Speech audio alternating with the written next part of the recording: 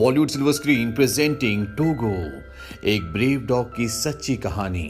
ये कहानी शुरू होती है सन 1913 में, जहां पर सपाला नाम के एक आदमी को दिखाया जाता है जो कि एक स्लेड डॉग ब्रीडर, ट्रेनर और मशर है। मशर उसे कहा जाता है जो खुद स्लेड को डॉग्स के साथ चलाता है।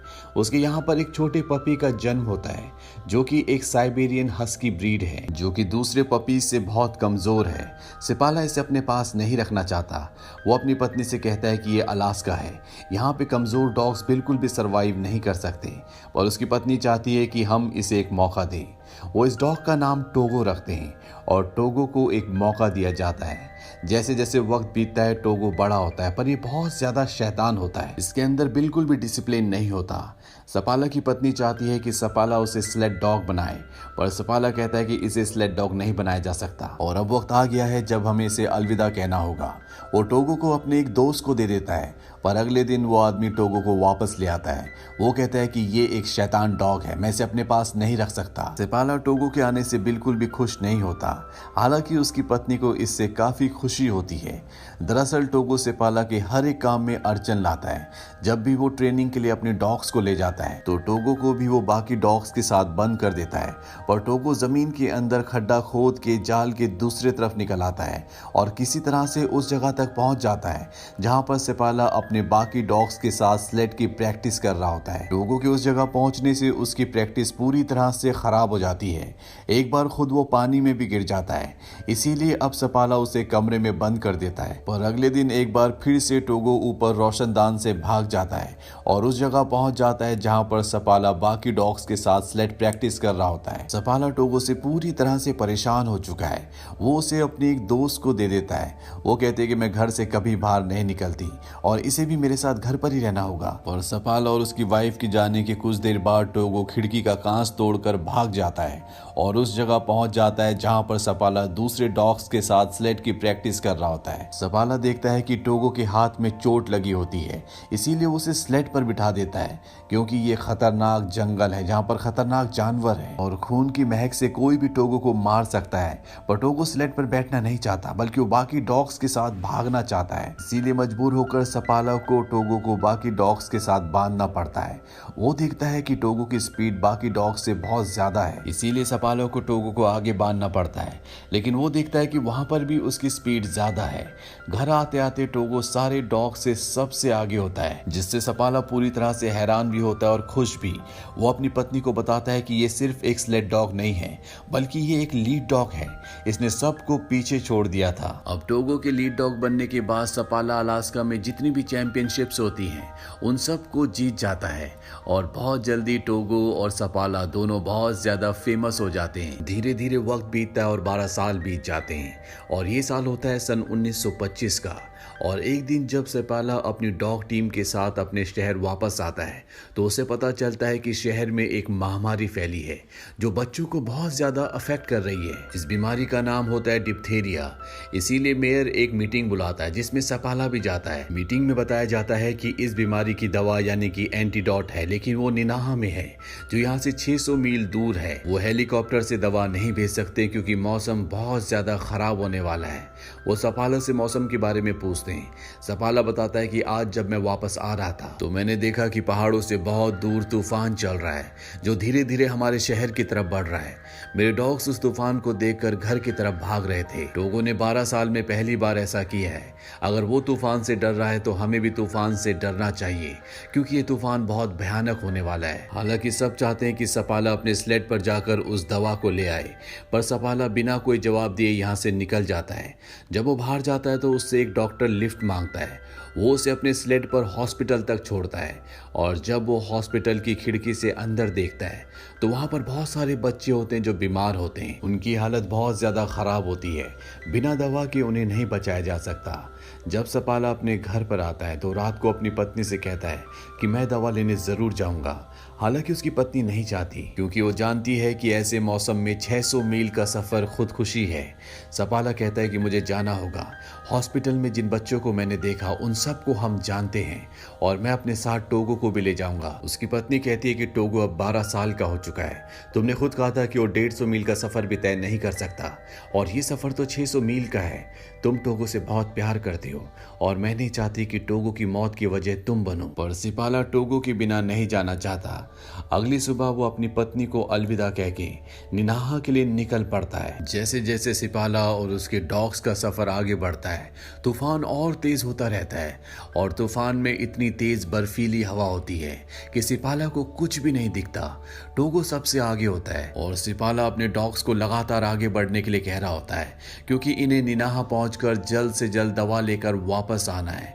ये एक बहुत ही गहरी ढलान पर होते हैं और तभी टोगो रुक जाता है। सिपाला को कुछ भी समझ नहीं आता और जब वो आगे देखता है तो एक बहुत गहरी खाई होती है। टोगो ने इस भयानक तूफान में इस खाई को देख लिया था, इसीलिए वो रुक जाता है और इस तरह से सिपाला और सारे डॉग्स की जान बच जाती है। पर सिपाला देखता है कि टोगो के पैर से खून निकल रहा है। पूरा दिन सफर करने के बाद ये एक आउटपोस्ट पर पहुंचते हैं जहां पर एक डॉक्टर होती है। वो सिपाला को बताती है कि टोगो बहुत ज्यादा थका हुआ है। दरअसल अब वो 12 साल का हो चुका है और इतना लंबा सफर उसके लिए सही नहीं है।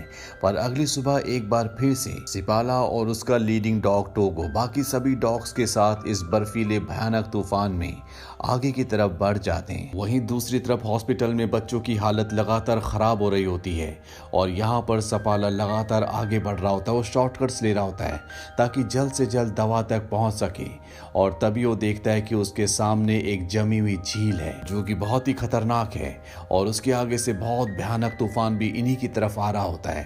पर सपाला यहाँ पर डरता नहीं है। वो अपने डॉग्स को कहता है कि आगे बढ़ो और टोगो सबसे आगे लीड करता हुआ उस बर्फीली झील से, जो इनके स्लेट से लगातार चटक रही होती है, बहुत तेजी से आगे बढ़ना शुरू करते हैं और किसी तरह से ये उस झील को पार कर लेते हैं। पूरा दिन सफर करने के बाद ये एक और आउटपोस्ट पर रुकते हैं जहां पर ये रात बिताएंगे। वहीं दिखाया जाता है कि सपाला की पत्नी मेयर के पास जाती है जहां पर उसे बताया जाता है कि निनाहा से मेडिकेशन को भेज दिया गया है। रास्ते में वो सपाला को मिल जाएंगे, लेकिन उसकी पत्नी कहती है कि सपाला शॉर्टकट से जाएगा और अगर वो उसे ना मिले तो लगातार आगे बढ़ता रहेगा। इससे सफर उसका और भी लंबा हो जाएगा। वहीं सपाला को दिखाया जाता है जो सुबह होने के बाद अपने आगे के सफर पर निकल पड़ता है। हालांकि टोगो की हालत बहुत ज्यादा खराब है, लेकिन वो रुकना नहीं चाहता। वो लीड करता हुआ लगातार आगे बढ़ रहा होता है और ये सच भी होता है कि सपाला सारे शॉर्टकट रास्तों से जा रहा होता है और अब अगर वो उस आदमी से नहीं मिला जो निनाहा से मेडिकेशन लेकर उसी की तरफ आ रहा है, तो वो निनाहा पहुंच जाएगा जहां उसे मेडिकेशन नहीं मिलेगी। सपाला बहुत ज्यादा थक चुका होता है, उसकी आंखें लगातार बंद हो रही होती है और उसके डॉग्स इस भयानक तूफान में बिजली की तरह लगातार आगे बढ़ रहे होते हैं। पर तभी वो आदमी जिसका नाम हेनरी है, जिसके पास अब दवा है, वो ऊपर होता है और सपाला नीचे से अपने डॉग्स के साथ निकल रहा होता है। वो उसके पीछे भागता उसे आवाज भी लगाता है, लेकिन सपाला एक मधोशी में होता है। साथ ही यहाँ पर बर्फीली हवाएं और तूफान चल रहा है, इसीलिए वो उसकी आवाज नहीं सुन पाता। लेकिन टोगो उसकी आवाज सुन लेता है और जब हेनरी को लगता है कि सपाला उसके सामने से निकल गया, उसने उसे नहीं देखा, तभी वो देखता है कि वो वापस आ रहा है। दरअसल टोगो आगे रुक गया था और अब सपाला के पास वो दवा है जिसके लिए वो इतनी दूर आया है। ये दोनों के दोनों एक आउटपोस्ट पर रुकते हैं और वहां पर सपाला का दोस्त कहता है कि तुम यहाँ पर टोगो को छोड़ दो, उसकी हालत बहुत ज्यादा खराब है। इस तूफान में मैंने अपने कई डॉग्स को खोया है, मैं नहीं चाहता कि तुम टोगो को खो। पर सपाला साफ साफ मना कर देता है। वो कहता है कि टोगो मेरा लीड डॉग है, उसके बिना मैं आगे नहीं बढ़ सकता। और अब ये अपने वापसी के सफर पर निकल पड़ते हैं और एक बार फिर से इनके सामने वही जमी हुई झील आती है, जिस खतरनाक झील को इन्होंने एक दिन पहले पार किया था, जो इनके जाने से चटक रही थी। और अगर ये इस रास्ते से नहीं गए तो इनका रास्ता एक दिन और लंबा हो जाएगा। सपाला फैसला करता है कि वो इसी रास्ते से आगे बढ़ेगा। वो टोगो से कहता है कि आगे बढ़ो और अब उसके सारे के सारे डॉग्स बड़ी तेजी से झील को पार करना शुरू कर देते हैं। पर यहाँ पर अब झील में पानी भी निकलना शुरू हो जाता है और अगर ये नीचे गिर गए तो सब के सब मारे जाएंगे। और टोगो और उसके बाकी डॉग्स की स्पीड से किसी तरह से किनारे तक पहुंच जाते हैं, पर इससे पहले कि ये झील से बाहर निकलते जिस बर्फ की जमी हुई सिल्ली पर ये सारे के सारे होते हैं पूरी की पूरी अलग हो जाती है और अब इनके सामने पानी है। सपाला टोगो को उठाकर झील के उस तरफ फेंक देता है और उसे कहता है कि खींचो, ताकि बर्फ के जिस टुकड़े के ऊपर ये खड़े हैं वो किनारे तक पहुंच जाए। टोगो जख्मी होने के बाद भी पूरी जान लगाकर आगे बढ़ता है, जिससे बर्फ का वो टुकड़ा जिसके ऊपर सब के सब है वो किनारे तक आ जाता है और ये सब उस जमी हुई झील से बाहर निकल जाते हैं, जिससे इन सब की जान बच जाती है। इसके बाद ये इसी तरह से अपनी जान पर खेलकर आगे बढ़ते हुए उस आउटपोस्ट तक पहुंच जाते हैं, जहां पर एक लेडी डॉक्टर भी है। और जब वो लेडी डॉक्टर टोगो को चेक करती है तो उसकी आंखों में आंसू आ जाते हैं। सेपाला पूछता है कि क्या हुआ। वो बताती है कि तुम्हारा डॉग अब मर रहा है, इसकी हालत बहुत ज्यादा खराब है। ये सुनकर सेपाला को भी बहुत दुख होता है, क्योंकि वो टोगो से बहुत ज्यादा प्यार करता है। रात इसी जगह बिताने के बाद अगली सुबह जब भी अपने आगे के सफर पर बढ़ रहे होते हैं तो सेपाला टोगो को आगे नहीं बांधता, बल्कि वो उसे स्लेड पर बिठा देता है, क्योंकि वो बीमार है, वो कमजोर है। पर टोगो स्लेड से उठकर एक बार फिर से अपनी पोजीशन पर बैठ जाता है, यानी कि सबसे आगे। सेपाला समझ जाता है कि टोगो अभी भी लीड करना चाहता है, वो आराम नहीं करना चाहता, वो अपना सफर खत्म करना चाहता है। वो टोगो को आगे बांध देता है और इसके बाद ये आगे बढ़ते रहते हैं। और कुछ घंटों का सफर तय करने के बाद तूफान इतना भयानक हो जाता है जहां पर सेपाला को कुछ भी नहीं दिखता, ना ही उसे रास्ते के बारे में पता चलता है। वो टोगो के पास जाता है और उसे कहता है कि अब मुझे कुछ भी नहीं पता, मैं रास्ता देख नहीं सकता, तुम्हें हमें रास्ता दिखाना होगा और अगली आउटपोस्ट तक पहुंचाना होगा। इसके बाद सेपाला अपने पूरे चेहरे को ढककर स्लेड पर लटक जाता है और टोगो लगातार आगे बढ़ना शुरू करता है। पर कुछ घंटों का सफर तय करने के बाद टोगो भी बैठ जाता है और जब सेपाला देखता है तो वहां पर टोगो और सभी डॉग्स बैठ चुके हैं। वो टोगो के पास जाता है, वो कहता है कि तुम्हें आगे बढ़ना होगा, अगर हम यहाँ से आगे नहीं बढ़े तो हम सब के सब मर जाएंगे। लेकिन टोगो उसकी बात को रिस्पॉन्ड नहीं करता और तभी उसे एक रोशनी दिखाई देती है। वो देखता है कि उसका एक साथी टॉर्च लेकर उसकी तरफ आ रहा है। दरअसल ये अगली आउटपोस्ट होती है जहां पर टोगो को पहुंचना था। ये देखकर सेपाला बहुत इमोशनल हो जाता है, क्योंकि टोगो ने आज सबकी जान बचाई है। ये सब के सब अंदर जाते हैं, जहां पर टोगो पूरी तरह से निढाल होता है, क्योंकि वो बहुत ज्यादा थक चुका है। यहाँ पर गनर नाम का एक और मशर होता है, जिसे सेपाला की पत्नी ने भेजा था, ताकि इस चेक पोस्ट पर पहुंचने के बाद वो सेपाला से दवा लेकर शहर पहुंच जाए, जहां बच्चे बीमार हैं, जिन्हें इस दवा की जरूरत है। रात को सब के सब यहाँ पर आराम करते हैं और अगले दिन वो मशर ये दवा लेकर शहर की तरफ निकल पड़ता है। और कुछ ही घंटों बाद वो नोम शहर पहुंच जाता है, जहां पर एक रिपोर्टर पहले से उसका इंतजार कर रहा होता है, क्योंकि ये खबर न्यूयॉर्क तक पहुंच गई थी कि एक मशर 600 मील का सफर तय करके बर्फीले तूफान में अपनी जान पर खेलकर दवा लेने के लिए गया है। रिपोर्टर को लगता है कि ये वही टीम, वही डॉग है जो दवा लेने के लिए नोम शहर से निकली थी, और वो ये लिख देता है कि नोम शहर का रखवाला बाल्टो। इस न्यूज से सेपाला की पत्नी को डिसअपॉइंटमेंट होता है। वहीं टोगो भी अब कुछ हद तक रिकवर हो जाता है और वो सेपाला और बाकी डॉग्स के साथ नोम शहर आ जाता है, जहां पर टोगो को और सेपाला को थैंक्स कहने के लिए बहुत सारे लोग आते हैं। यहाँ वो बच्चे भी आते हैं जो आज इनकी वजह से बीमारी से ठीक हो गए। उन्हीं में से एक बच्ची जब टोगो को देखती है तो वो पूछती है क्या ये मरने वाला है। सेपाला इस बात से अपसेट होकर घर से बाहर चला जाता है। उसकी पत्नी भी उसके पीछे जाती है। सेपाला उससे कहता है कि आज टोगो की जो भी हालत है वो मेरी वजह से है। वो 12 साल का डॉग था, मुझे उसे अपने साथ नहीं ले जाना चाहिए था। उसकी पत्नी पूछती है क्या टोगो के अलावा ये काम कोई और कर पाता।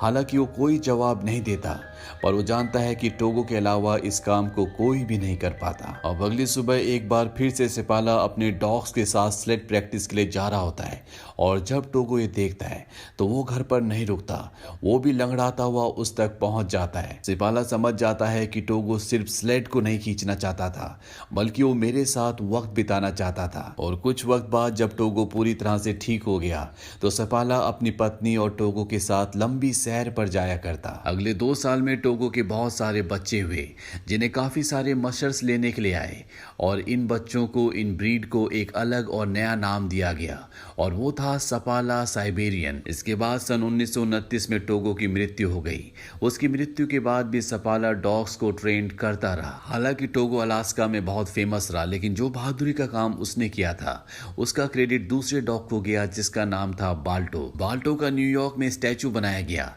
हालांकि बाल्टो भी सपाला का ही न्यू डॉग था, उसी ने उसको पाला था, ट्रेन किया था। पर सन 2011 में टाइम मैगजीन में टोगो के बारे में लिखा गया और उसमें लिखा गया heroic animal of all time. तो ये थी सच्ची कहानी टोगो की। टोगो ने साबित किया कि इस दुनिया में सबसे वफादार, ईमानदार, बहादुर और प्यार करने वाले सिर्फ और सिर्फ डॉग्स होते हैं।